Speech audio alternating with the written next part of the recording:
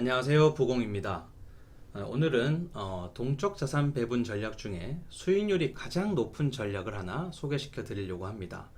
이미 많은 분들이 알고 계실 수도 있고 이미 투자에 사용하시는 분들도 많으실 텐데요.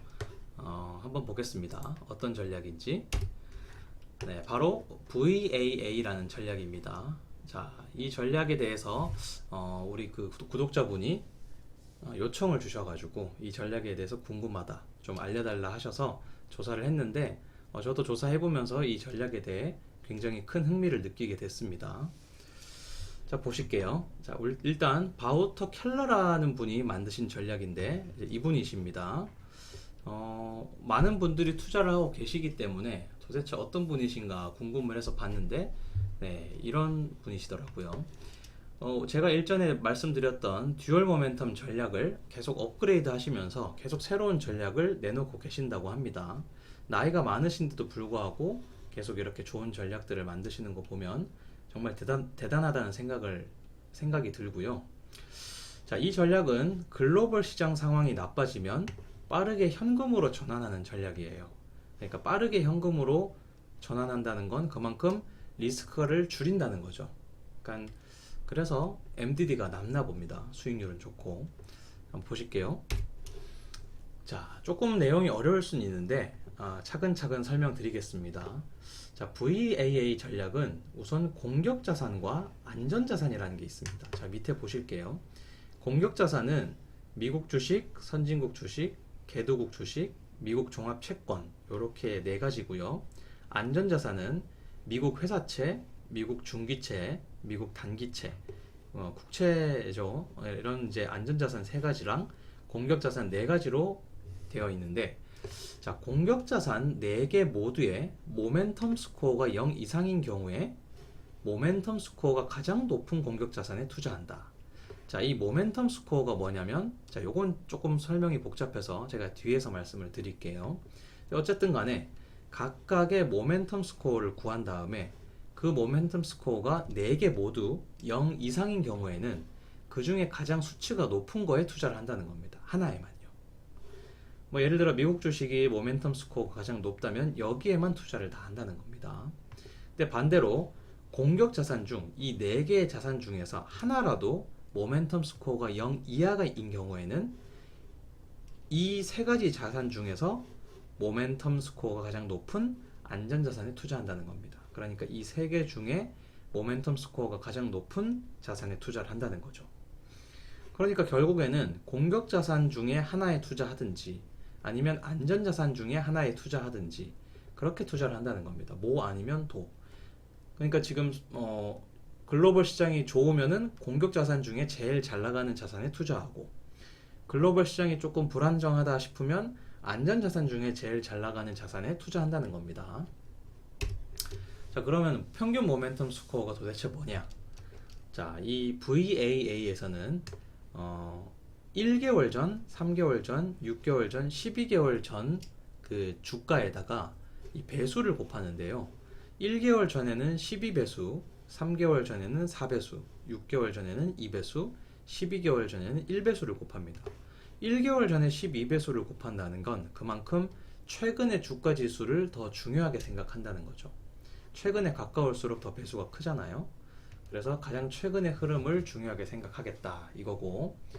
자, 그러면 어떻게 계산하느냐? 현재를 기준으로 과거의 주가랑 비교를 하는 겁니다.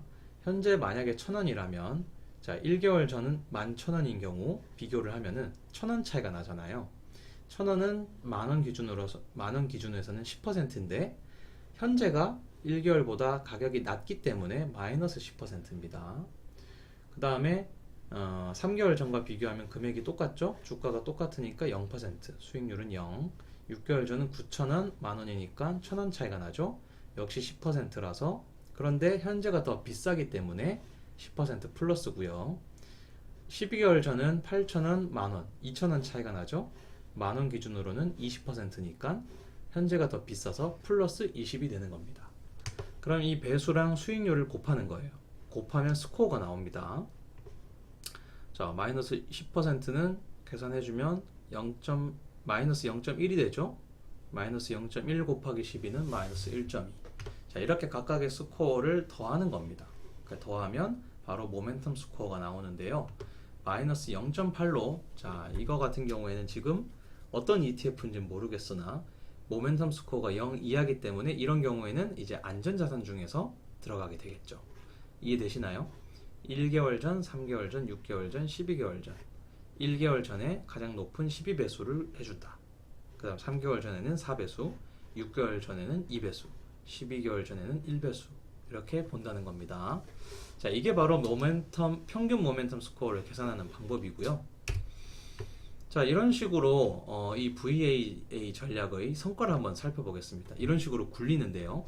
1970년 1월부터 21년 8월까지 내용인데, 자, 이 VAA 전략을 이 기간 동안, 지금 50년 정도 되죠. 50년 기간 동안 굴리면은 그 기간 동안 연환산 수익률은 17.7% 나왔고요. MDD는 16%입니다. 굉장히 괜찮죠. MDD도 10%인데 수익률이 17%나 된다. 그렇기 때문에 이 많은 분들이 이 전략을 사용하고 있는 게 아닌가 싶습니다. 샤프 지수도 1이 넘네요. 샤프 지수도 1이 넘으면 좋은 전략이라고 말씀드렸죠.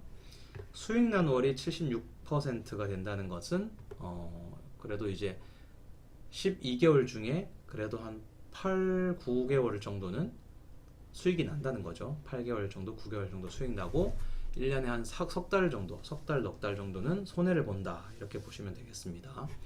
아, 그리고 이 VAA 전략은 한 달에 한 번 리밸런싱 하는 전략입니다. 네, 그래서 아무래도 좀 매매가 좀 잦을 수 있기 때문에 한 번은 바꿀 수 있기 때문에 증권 수수료는 좀 나갈 수 있겠죠. 네, 그렇게 나갈 수 있습니다. 자, 정리를 해보겠습니다. 자, 모 아니면 도 전략이고요. 왜냐면은 잘 나갈 때는 공격자산 중에 하나에 몰빵하고, 시장이 불안정하면은 안전자산 중에 한 가지에 몰빵을 하기 때문에 모 아니면 도 전략이라고 설명한 거고요. 동적 자산 배분 전략 중에서 가장 높은 수익률을 보이는 17.7%를 보이고 있죠. 굉장히 높은 수익률이고, 그리고 아무래도 수익률이 높아지니까 MDD가 좀 올라갔습니다. 그래도 10%대라는 거, 16.1%면 굉장히 양호한 거죠. 그리고 이제 16.1%가 좀 높다 생각이 든다면 여러 개의 전략을 동시에 사용해서 이런 이제 뭐 VAA 전략이라든가 뭐 듀얼 모멘텀 전략, 제가 전에 말씀드렸죠. 이런 것들을 동시에 사용하면 16.1%보다는 MDD를 낮출 수 있다는 겁니다. 자, 우리 뭐 종목에도 여러 종목을 사서 분산을 하지만은 이런 전략도 여러 가지를 동시에 사용함으로써 또 이제 리스크를 낮출 수 있다는 겁니다. 자, 오늘 VAA 전략 소개시켜 드렸고요. 좀 약간 이 표를 만들어서 각 자산에 대한 평균 모멘텀 스코어를 계산해야 된다는 게 좀 번거롭지만 이렇게 하면은 그래도 17.7%라는 높은 수익률을 볼 수 있다는 게 참 매력적입니다. 물론 유료 사이트에 가입을 하면 VA 전략을 이번 달에는 무슨 자산에 투자를 해야 되는지 알려줍니다. 네, 그런 이제 사이트도 있거든요. 그런데 그런 이제 수수료를 그 사이트에 대한 그 유료 사이트이기 때문에 그런 금액을 좀 아끼려면 뭐 노가다를 할 필요가 있겠죠. 뭐 이런 엑셀표를 만들어서 주가만 넣으면 계산이 되게 엑셀표를 금방 만들 수 있기 때문에 그런 방법도 있다고 말씀드립니다. 제가 나중에 시간 되면 한번 만들어서 공유해 보도록 하겠습니다. 네, 오늘 여기까지고요. VAA 전략 도움이 되셨으면 좋겠네요. 도움이 되셨으면 좋아요와 구독 부탁드리겠습니다. 감사합니다.